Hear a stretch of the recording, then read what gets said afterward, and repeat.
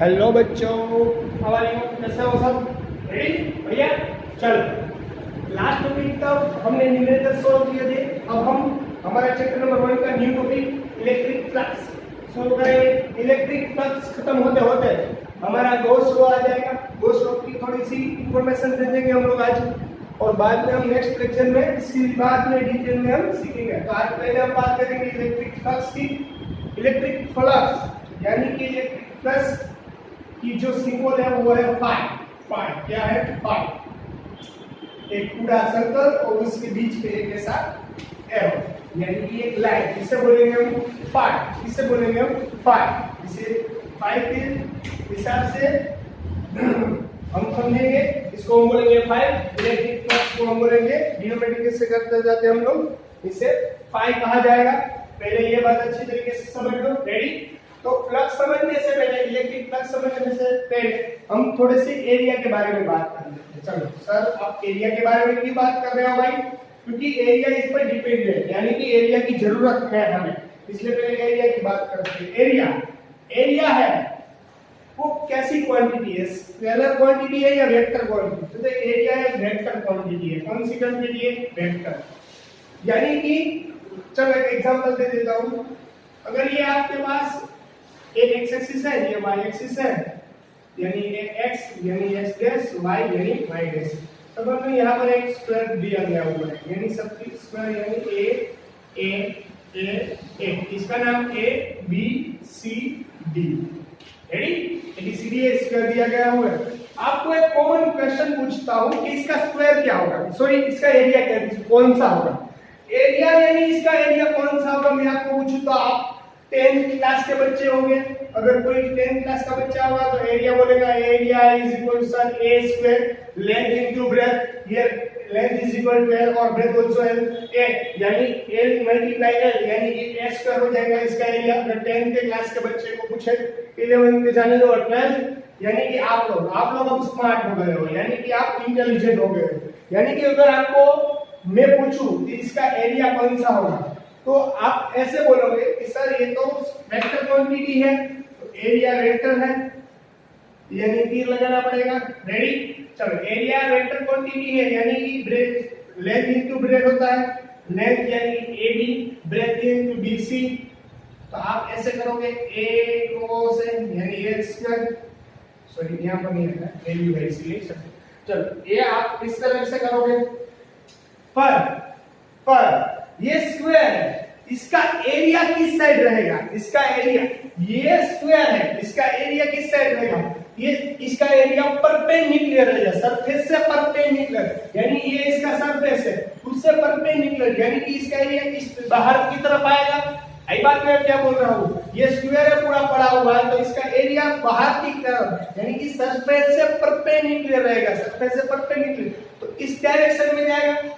तो परपेंडिकुलर आप बोल सकते हो सर, परपेंडिकुलर इधर भी कह सकते हैं और इधर भी, या दोनों साइड कह सकते हैं। तो इसका एरिया कौन सा रहेगा? इस स्क्वायर का एरिया एक तो बाहर की साइड और यहाँ पर, और परपेंडिकुलर इसके बाद को भी परपेंडिकुलर बोल सकते हैं। तो यहाँ पर जो स्क्वायर रखा गया है उसका एरिया कौन सी डायरेक्शन में होगा?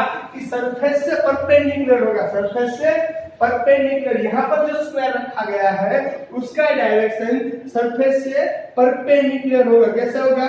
सरफेस से परपेंडिकुलर। रेडी? आई बात समझ में? आई बात समझ में? Direction of area is perpendicular to surface. यहाँ पर लिख लेता हूं, डायरेक्शन ऑफ एरिया की डायरेक्शन कौन सी रहेगी आपको ये पूछ ले। अगर आपको ये पूछे तो सरफेस से परपेंडिकुलर होगा। कैसा होगा? सरफेस से perpendicular. Direction of area is perpendicular की साइड है, परपेंडिकुलर टू सरफेस। अगर किसी भी एंगल को आप इस तरफ से आपको देंगे फिगर में और आपको पूछे कि इसका एरिया कौन सा, स्क्वायर का एरिया कौन सा रहेगा, तो एक परपेंडिकुलर टू सरफेस, यानी ये आपके यह स्क्वायर पड़ा हुआ तो इसका एरिया बाहर की तरफ भी रहेगा, यानी इस साइड भी इसका एरिया रहेगा और पीछे भी, यानी कि दोनों साइड एरिया सेम रहेगा। ये 2D में है, ये 2D में समझा रहा हूं। रेडी? आप समझ लेना, ये direction of area is perpendicular to surface. आई बात समझ में? आई बात। अगर आपको कुछ कोई पूछे तो किस तरह से बता सकते हो आपको मालूम हो गया। रेडी, चलो यहाँ पर x है y है, तो इसका एरिया आपको पूछे तो x में हम पढ़ते थे 11th में, x में i कैरेट आता है, y में j कैरेट आता है, और बाद में यहाँ बाहर आएगी, यानी कि यहाँ बाहर, मैंने आपको बोला ना इसका एरिया किस डायरेक्शन में, बाहर की डायरेक्शन में होगा ना, बाहर की, यानी कि इस डायरेक्शन में होगा और पीछे भी साइड होगा, तो हम पहले बाहर का समझते हैं, यानी x है y है, तो यहाँ बाहर का जो यहाँ पर x एक्सिस है, y एक्सिस, तो बाहर की एक्सिस को हम z कह सकते हैं, यानी z एक्सिस रहेगी, यानी कि z एक्सिस के लिए क्या रहता है, k caret, i j k हमने सीखा था ना। तो इसकी आप अगर 12th के बच्चे हो तो आपको एरिया पूछे तो आप इस तरीके से भी लिख सकते हो। आई बात समझ में, क्योंकि ये वेक्टर क्वांटिटी है, कौन सी क्वांटिटी है, वेक्टर। मैंने समझाया x है y है, वो तो हमारा सरफेस है, ये बाहर की तरफ, इसका एरिया का डायरेक्शन बाहर की तरफ का आता है, यानी बाहर की तरफ कौन सा आता है, z आता है, तो z का कैरेट क्या लेंगे हम लोग, x को i कैरेट कहते हैं, y को j कैरेट और z को k कैरेट के हिसाब से हम डिनोमिनेट करते हैं। रेडी, आई बात समझ में, यानी a square k caret b से हम 12th के बच्चे हो तो इस तरीके से स्मार्ट आंसर भी दे सकते हैं। रेडी, चलो ये तो हो गई एरिया, एरिया मान जो है ये टॉपिक अच्छी तरीके से याद रख लेना, ये टॉपिक अच्छी तरीके से याद रखने में आगे पढ़ने में बहुत काम आएगा। रेडी, चलो इसके बाद एक एग्जांपल दे देता हूं, एक एग्जांपल करवाता हूं, इसको आपको अच्छी तरीके से समझ में आ जाएगी कि एरिया के लिए मैंने क्या क्या सोचा है। रेडी, चलो यहाँ की समझ लो कि यहाँ पर यहाँ की समझ लो, एक्सिस को आप अपने हिसाब से सेट कर सकते हो, उसमें कोई दिक्कत नहीं है, x y और z। समझ लो कि यहाँ पर कुछ पड़ा हुआ है, समझ लो कि यहाँ पर कुछ पड़ा हुआ है इस तरह। आपको अगर पूछा गया है एरिया की डायरेक्शन कौन सी है, एरिया की डायरेक्शन कौन सी है, यहाँ पर जो स्क्वायर दिया गया हुआ है ये वन टाइप ऑफ स्क्वायर, ये समझ लो ये वन टाइप ऑफ स्क्वायर ही है, तो इसका डायरेक्शन, इसकी एरिया का डायरेक्शन कौन सा रहेगा, एरिया का डायरेक्शन फाइंड करना आपको पूछा है, तो कैसा रहेगा आपको आंसर देना है। मैंने पहले ही बोला था अगर ये आपका जो सरफेस है, ये आपका सरफेस है, उससे परपेंडिकुलर रहेगा, आई बात समझ में, ये इस तरह है, आई बात समझ में, ये इस तरह है। रेडी, मैं जो बोल रहा हूँ वो अच्छी तरीके से समझ लो, ये इस तरह का, इस तरह से है, यानी ये टू यहाँ पर स्क्वायर है, तो ये इस तरह से रहेगा, इस तरह से रहेगा, यानी इसके परपेंडिकुलर सरफेस से परपेंडिकुलर एरिया की डायरेक्शन होती है, वो मैंने आगे समझाया। तो यानी ये स्क्वायर है, ये पूरा जो स्क्वायर है उसके परपेंडिकुलर, यानी यहाँ पर इसकी डायरेक्शन कौन सी होगी, यहाँ पर होगी, और एक नीचे भी होगी। सर आपने तो बोला था दो डायरेक्शन होती है, हाँ भाई होती है, एक ऊपर की साइड इसकी डायरेक्शन रहेगी, एक ऊपर की साइड इसकी डायरेक्शन रहेगी, और रहेगी एक डायरेक्शन नीचे की साइड। आई बात समझ में, आई बात समझ में। पर ऊपर की डायरेक्शन है एक, कोई भी एक लो तो भी चलेगा, कोई भी एक लो तो भी चलेगा, तो यानी इसका एरिया कौन सा होगा भाई, एरिया कौन सा होगा, तो ये एरिया की डायरेक्शन होगी, इसका एरिया की formula L cross B, length into ये स्क्वायर, इसलिए length into breath, L into breadth. पर आपके साइंस के स्टूडेंट को ये क्रॉस क्यों आता है, क्योंकि ये vector quantity, area vector quantity, इसलिए क्रॉस रखना पड़ता है। आई बात समझ में, आई बात समझ में। चलो ये कैसी क्वांटिटी है, वेक्टर क्वांटिटी। अब इसका डायरेक्शन कैसी है, परपेंडिकुलर, यानी कि किस डायरेक्शन में होगी, y के डायरेक्शन में। इसकी डायरेक्शन कौन सी है, ये डायरेक्शन y के डायरेक्शन में, यानी यहाँ पर आएगा j का। रेडी, ये हो गया आपका आंसर L B J। अगर इसको आपको पूछे तो ये तो आपको समझाने के लिए ड्रॉ कर रहा हूँ, एक और एग्जांपल ले लेता हूँ, यानी कि आपको दिक्कत ना हो, यानी कि आपको दिक्कत ना हो, कुछ समझ में आए, अगर नहीं समझ में आया तो आपका क्वेश्चन छोड़ हो जाए। चलो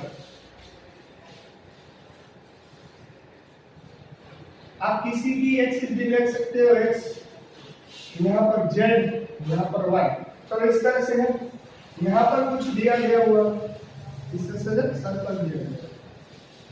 रेडी, इसकी रेडियस r है।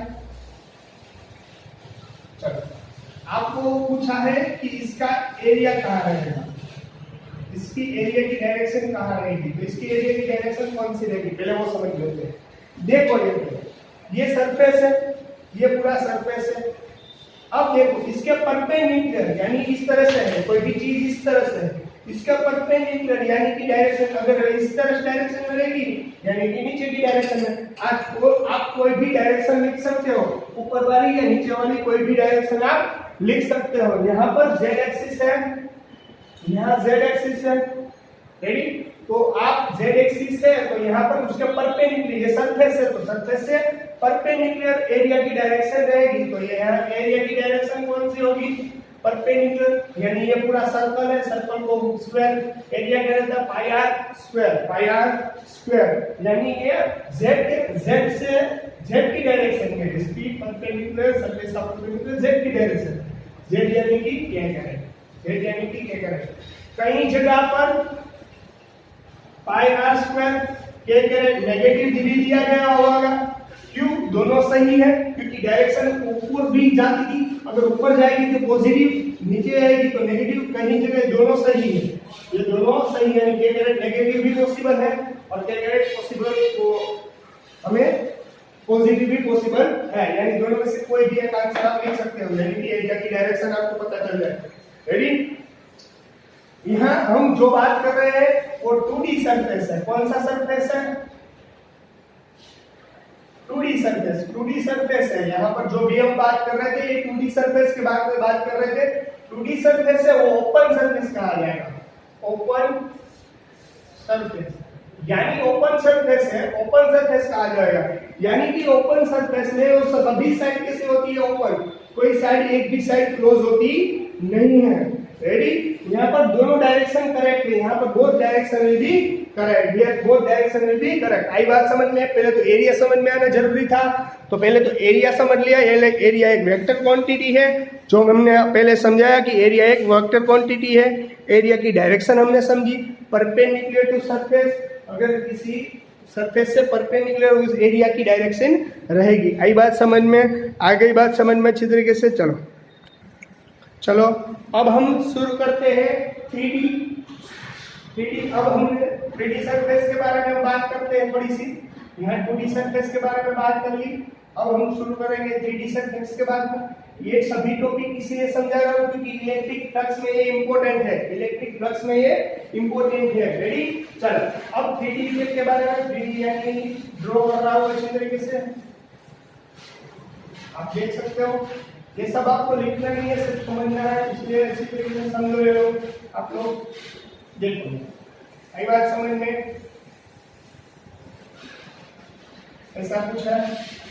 अगर आपको एरिया पूछे, अगर आपको सॉरी एक और बार ड्रॉ कर देता हूँ गलती से, चलो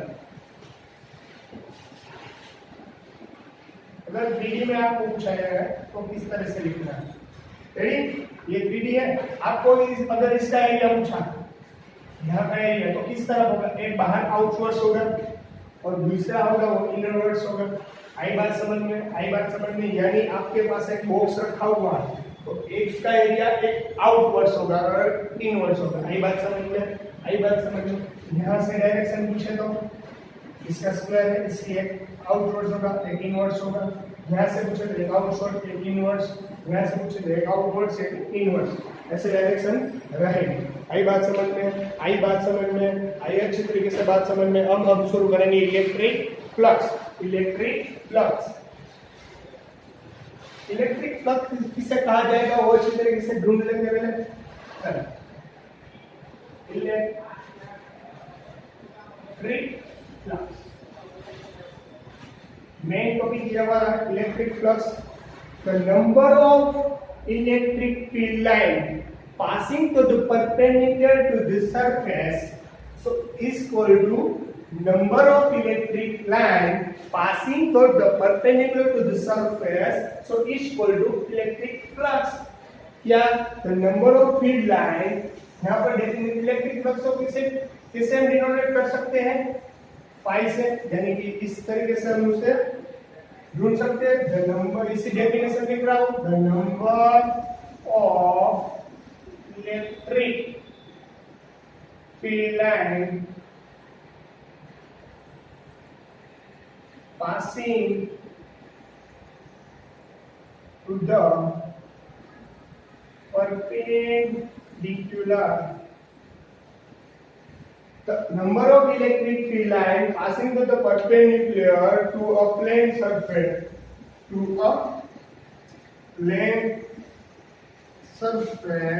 So it's equal to electric flux. अगर कोई प्लान सरफेस से एग्जांपल ले लेता हूं, यहाँ पे समझ लो कि ये कोई प्लान सरफेस, रेडी?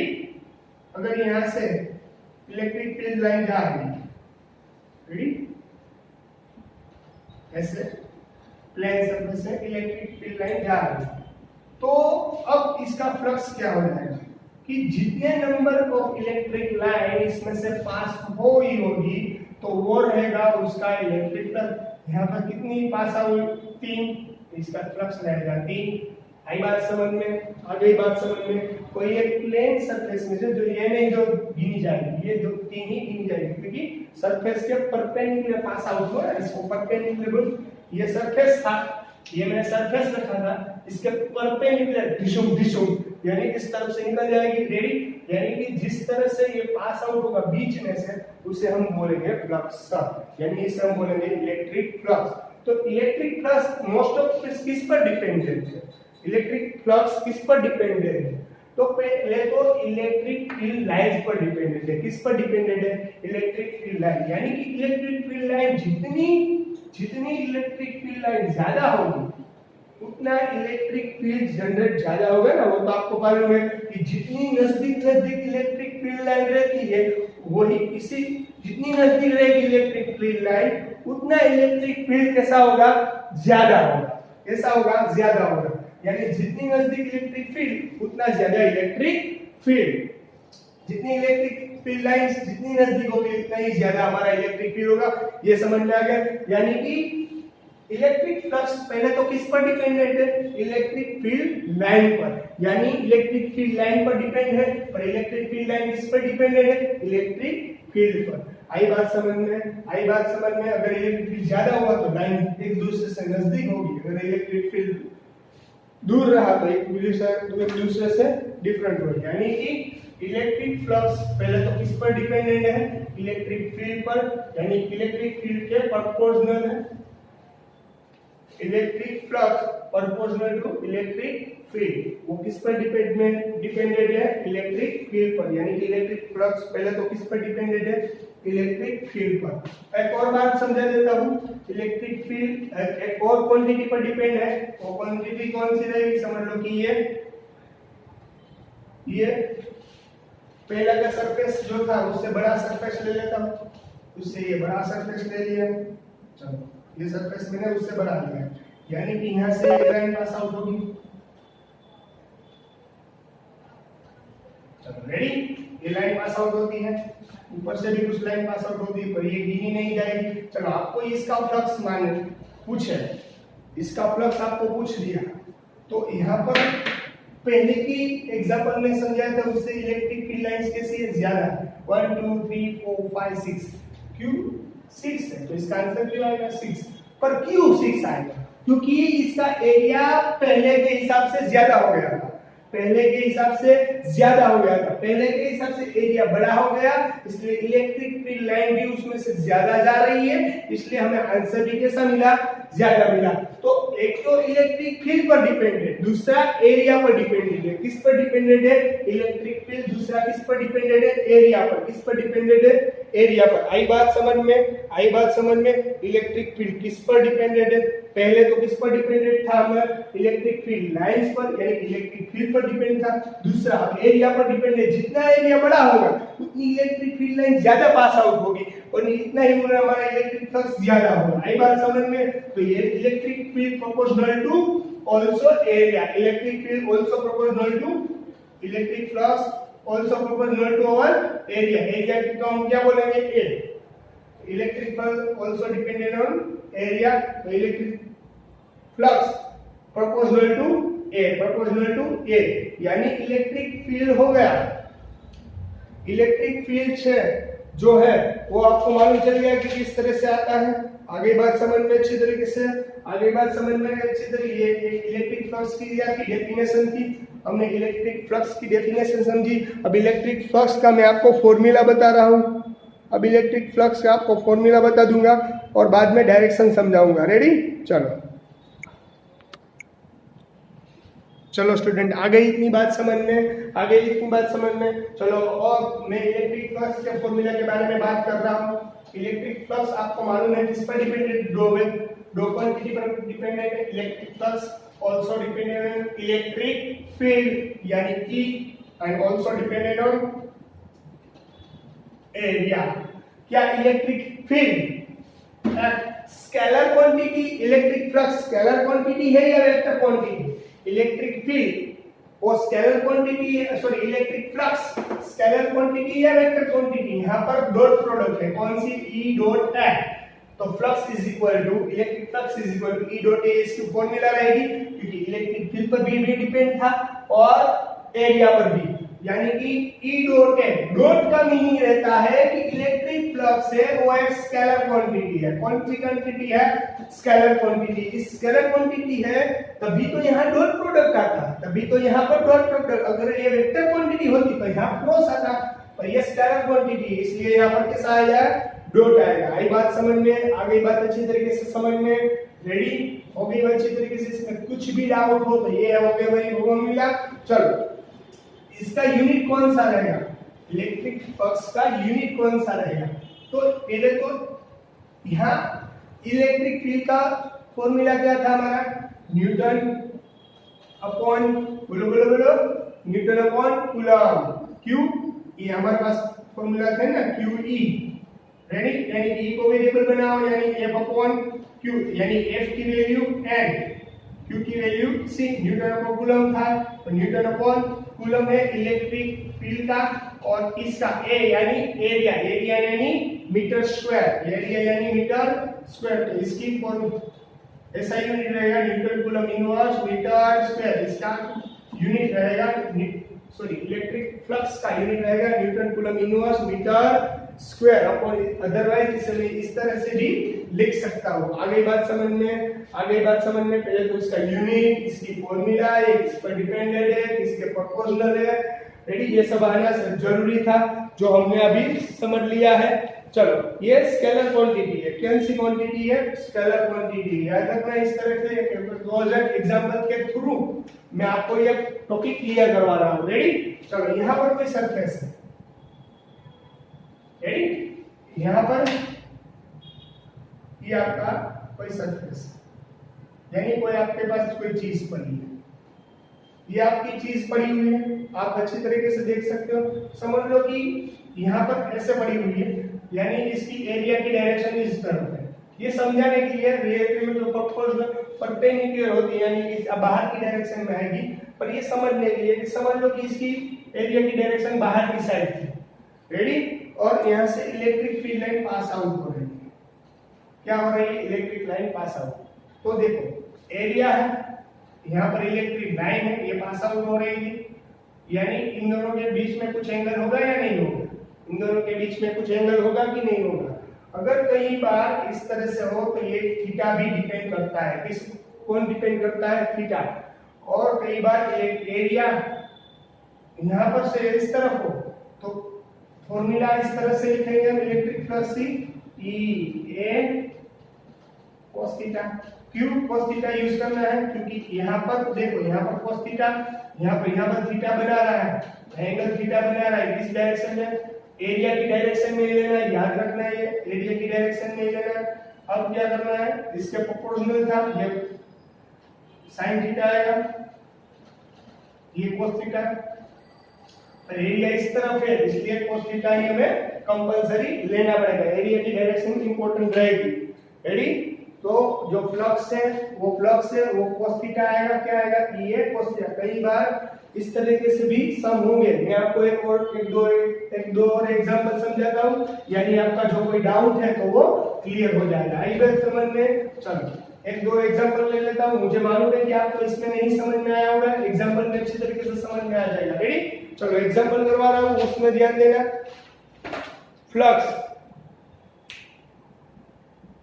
जो फ्लक्स में कंपोनेंट कौन सा लेना है? इलेक्ट्रिक फील्ड का कंपोनेंट कौन सा लेना है? तो इलेक्ट्रिक फील्ड का वही कंपोनेंट लेना है, इलेक्ट्रिक फील्ड का वही कंपोनेंट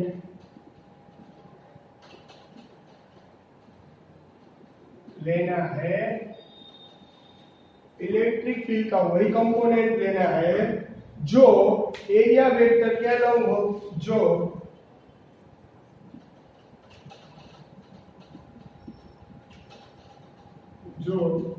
एरिया वेक्टर के अलॉन्ग हो। इलेक्ट्रिक फील्ड का वही कंपोनेंट लेना है जो एरिया फील्ड के अलॉन्ग हो, यानी कि एरिया को आपको मालूम है एरिया का फील्ड कौन सा होगा, सरफेस से परपेंडिकुलर। तो इलेक्ट्रिक फील्ड का कौन सा कंपोनेंट हम ले सकते हैं, तो आपको इलेक्ट्रिक फील्ड का वही कंपोनेंट लेना है जो अलॉन्ग हो, किससे अलॉन्ग हो, किससे अलॉन्ग हो, एरिया से, किससे अलॉन्ग हो, एरिया के कंपोनेंट से अलॉन्ग हो, वही आपको एरिया लेना है। आई बात समझ में, आगे बात समझ में। चलो एक और दो एग्जांपल करवाता हूँ, इसलिए आपको चलो समझ लो कि यहाँ पर कोई सरफेस है, रेडी, यहाँ से इलेक्ट्रिक फील्ड लाइन जा रही है,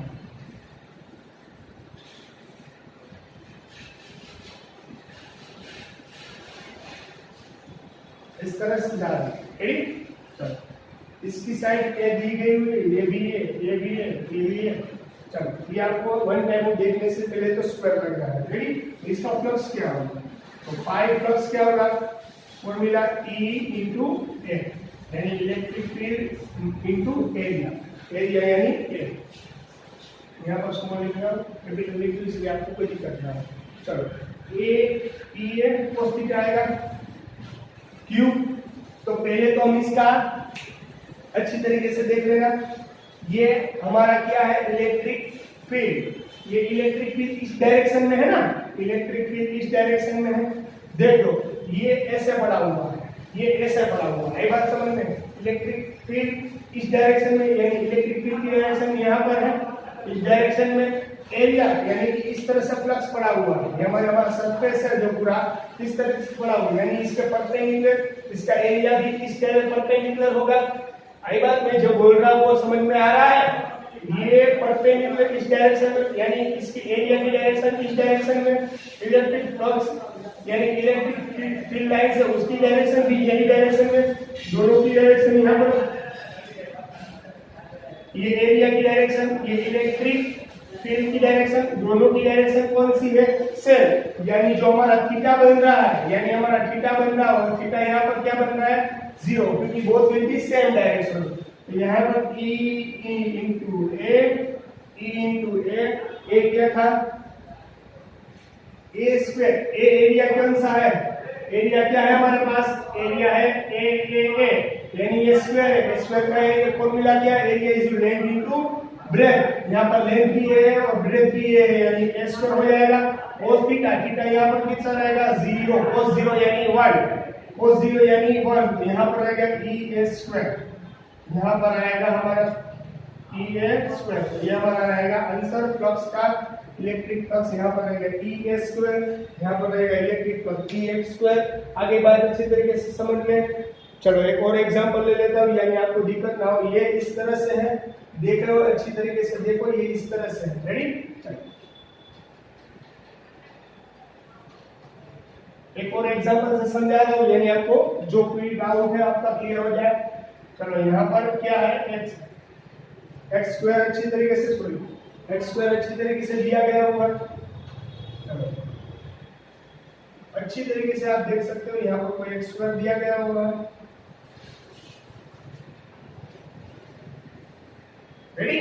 ये स्क्वायर आप देख सकते हो कि आपके एग्जैक्ट सामने है, यानी इसका एरिया किस डायरेक्शन में होगा, इस बाहर की डायरेक्शन में होगा, एक पार्ट पीछे और एक आगे, यानी इसका डायरेक्ट कौन सी हो जाएगी, से ऊपर आएगी ना। आई बात समझ में, एरिया की डायरेक्शन बाहर की तरफ रहेगी, यानी इस डायरेक्शन में रहेगी। आई बात समझ में कि नहीं आ रही बात समझ में, यानी एक बाहर के साइड डायरेक्शन होगी एरिया की। आ रही बात समझ में, आ रही, समझ लो कि यहाँ से इलेक्ट्रिक फील्ड लाइन इधर जा रही है, और आपको बोले कि इसका इलेक्ट्रिक फ्लक्स कौन सा होगा, तो आप क्या करोगे, सभी लोग यहाँ पर थीटा लेने में दिक्कत आती है, सभी स्टूडेंट को थीटा थीटा यानी एंगल कितना बनता है उसी में झमेला रहता है। तो आपको ये कुछ दिक्कत ना हो इसलिए मैं एक दो एग्जांपल भी समझा रहा हूँ, यानी बाद में अगर आपको एमसीक्यू में पूछा जाए तो आपको इजीली आप आंसर दे सकते हो।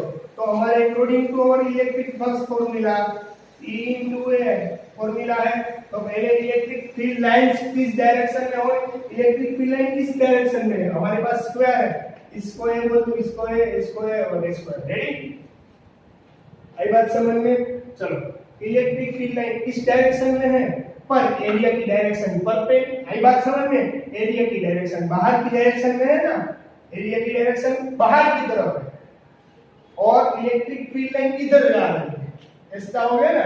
चलो, इलेक्ट्रिक फील्ड लाइन है इधर जा रही है, एरिया की डायरेक्शन इधर है, तो एक दोनों से परपेंडिकुलर हो गया कि नहीं? देखो हो गया ये परपेंडिकुलर दोनों से, तो यानी यहाँ एंगल कितना बनाएगा, ये एंगल कितना बनेगा 90 डिग्री, यहाँ थीटा कितना होगा 90 डिग्री। आ रही बात समझ में? इसका एरिया की डायरेक्शन बाहर की तरफ और इलेक्ट्रिक लाइन इस तरफ, यानी एक दूसरे से परपेंडिकुलर हो रहा है, यानी थीटा हमारा परपेंडिकुलर, थीटा हमारा 90 हो गया। तो अगर ये आपको ये तीर निकाल देना है, तो अगर तीर निकालना होगा तो ये cos थीटा बन जाएगा। cos थीटा, थीटा हमें क्या मिला, ये cos 90 यानी क्या बनता है 0। तो ये हमारा फ्लक्स कौन सा हो जाएगा, यहाँ पर 0, फ्लक्स की वैल्यू कौन सी हो जाएगी हमारे पास 0। आगे अच्छी तरीके से बात समझ में, आगे अच्छी तरीके से बात समझ में देख लेना है अच्छी तरीके से। अगर नहीं आया तो वीडियो पॉज करके और बार देख सकते हो। नेक्स्ट लेक्चर में हम इलेक्ट्रिक फ्लक्स कंप्लीट कर देंगे और गो स्लो स्टार्ट कर देंगे। ये वीडियो अच्छी तरीके से देख लो, इसमें कुछ लिखने का नहीं है।